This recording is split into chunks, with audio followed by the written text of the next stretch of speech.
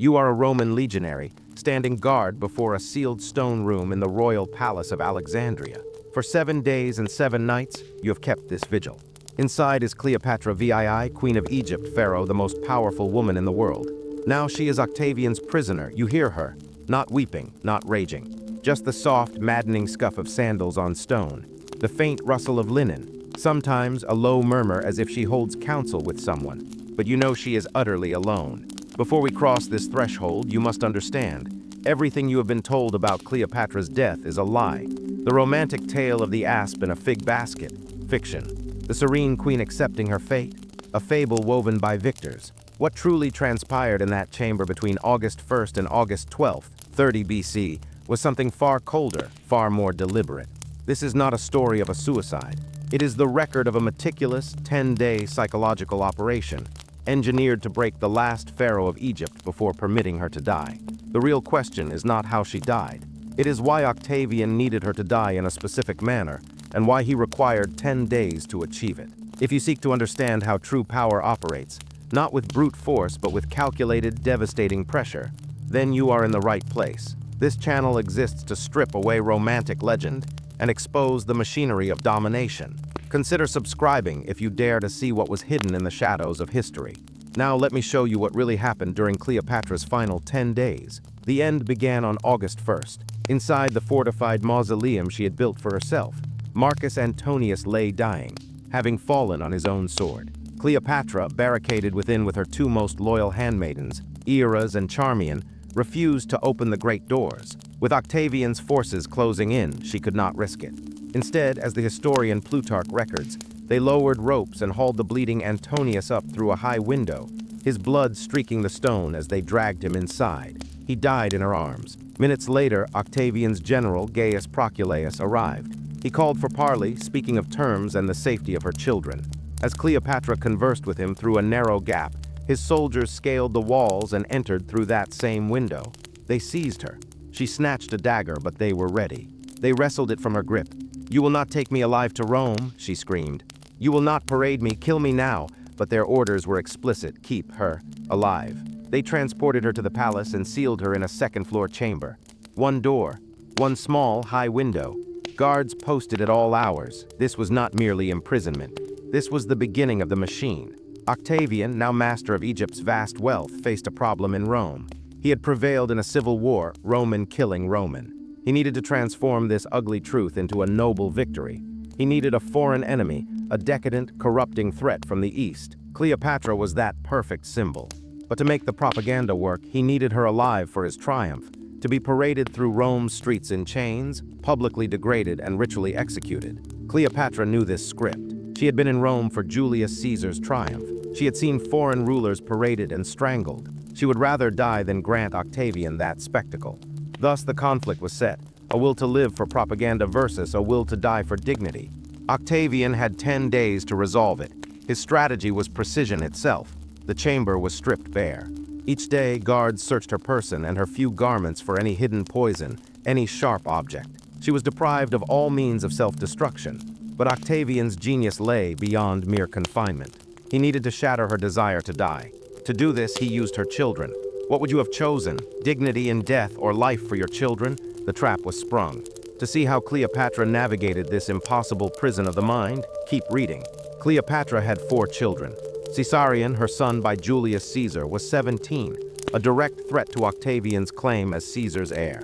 The 3 younger ones were with Antonius. Octavian's men separated them from her immediately. The day after her capture, Octavian sent his envoy, the poet-soldier Gaius Cornelius Gallus. The message was elegant in its cruelty. Your children are well. Their futures depend on your cooperation. Should anything happen to you, Caesar cannot guarantee their safety. The threat to Caesarion was implicit but crystal clear. The trap was now defined. Her dignity demanded death. Her children's survival demanded she live and submit. On August 3rd, a new torture began. Architects arrived. They measured her height, the span of her shoulders, the width of her hips. When she demanded to know why, one replied plainly, "For the construction of your display in the triumph."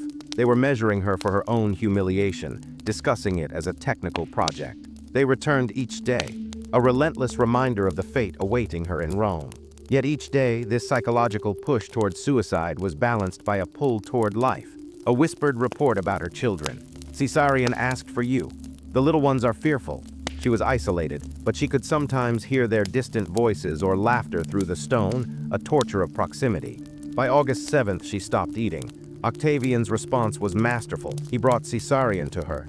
The boy under guard pleaded, "Mother, please eat, we need you." That night, Cleopatra ate. The abstract threat now had the face of her firstborn son. On August 8th, Octavian came himself. The offer was stark. Walk in my triumph of your own will, not in chains. Perform your role.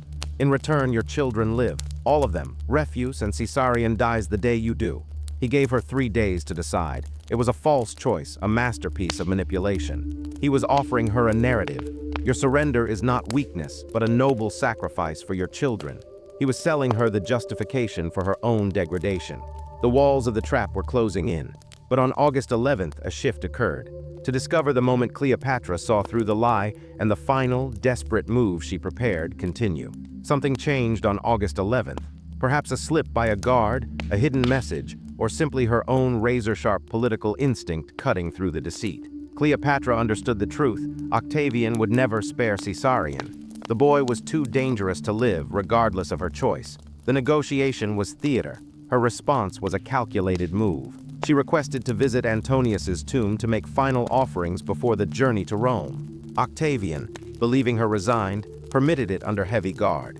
For 1 hour, soldiers watched her mourn at the stone where Antonius died. They did not see her retrieve the small clay vial of poison she had hidden in the tomb's crevice days earlier.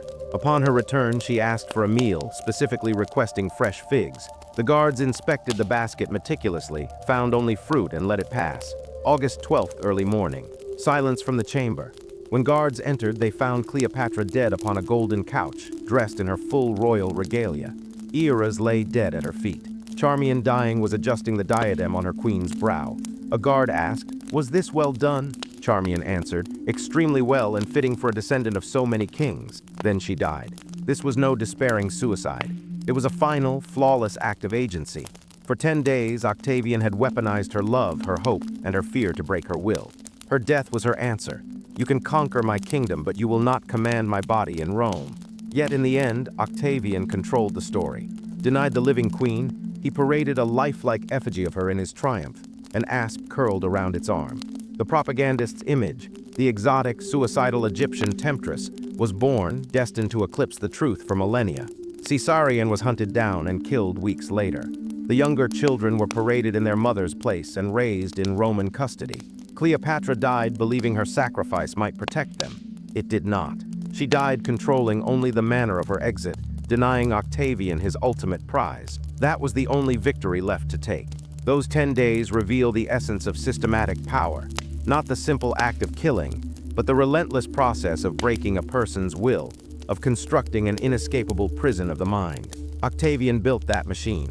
Cleopatra, in her final breath, found the one door he could not seal. This is how history is made, in shadowed rooms through unrecorded struggles. If you want to uncover more of these hidden mechanisms of power, subscribe and turn on notifications. Now we turn to you.